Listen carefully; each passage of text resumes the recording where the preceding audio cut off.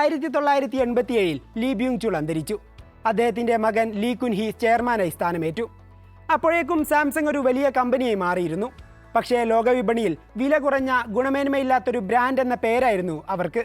ഈ പ്രതിച്ഛായ കമ്പനിയുടെ ഭാവിക്ക് ഭീഷണിയാണെന്ന് ലീ കുൻ ഹി തിരിച്ചറിഞ്ഞു. സാംസങ്ങിന്റെ സംസ്കാരത്തിൽ ഒരു പൊളിച്ചെഴുത്ത് ആവശ്യമാണെന്ന് അദ്ദേഹം മനസ്സിലാക്കി. 1993 ജർമ്മനിയിലെ ഫ്രാങ്ക്ഫർട്ടിൽ ലോകമെമ്പാടുമുള്ള സാംസങ് എക്സിക്യൂട്ടീവുകളെ വിളിച്ചുകൂട്ടി ലീ കുൻ ഹി തന്റെ പുതിയ മാനേജ്മെന്റ് തത്വം പ്രഖ്യാപിച്ചു. അദ്ദേഹത്തിന്റെ വാക്കുകൾ ഒരു ഇടിമുഴക്കം പോലെയായിരുന്നു. നിങ്ങളുടെ ഭാര്യയെയും മക്കളെയും ഒഴികെ എല്ലാം മാറ്റുക. അളവിൽ നിന്ന് ഗുണമേന്മയിലേക്ക് മാറാനുള്ള ആഹ്വാനമായിരുന്നു അത്. ഈ വിപ്ലവത്തിന്റെ ഏറ്റവും ശക്തമായ ദൃശ്യം പിറന്നത് 1995 മാർച്ചിലാണ്. ഗുണമേന്മയില്ലാത്ത മൊബൈൽ ഫോണുകൾ നിർമ്മിച്ചതിൽ രോക്ഷാകുലനായ ലീ കുൻ ഹി ഏകദേശം 1.5 ലക്ഷത്തോളം ഫോണുകളും ഫാക്സ് മെഷീനുകളും ഗുമിയിലെ ഫാക്ടറിക്ക് പുറത്ത് കൂട്ടിയിട്ട് കത്തിക്കാൻ ഉത്തരവിട്ടു. 2000-ലധികം ജീവനക്കാർ നോക്കി നിൽക്കെ കോടിക്കണക്കിന് ഡോളർ വില വരുന്ന ഉൽപ്പന്നങ്ങൾ അഗ്നിക്കിരയാക്കി.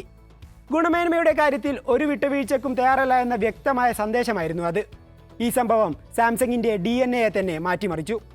ഈ പുതിയ സംസ്കാരം 1997 ഏഷ്യൻ സാമ്പത്തിക പ്രതിസന്ധിയെ അതിജീവിക്കാൻ സാംസങ്ങിന് കരുത്തേകി. പല കൊറിയൻ കമ്പനികളും തകർന്നടിഞ്ഞപ്പോൾ സാംസങ് കൂടുതൽ കരുത്തോടെ തിരിച്ചു വന്നു. ഗുണമേന്മ എന്ന പുതിയ നയം സ്വീകരിച്ചതോടെ ഉൽപ്പന്ന നിർമ്മാതാക്കളിൽ നിന്ന് ലോകം ഇഷ്ടപ്പെടുന്ന ഒരു ബ്രാൻഡായി മാറാനുള്ള യാത്ര സാംസങ് ആരംഭിച്ചു.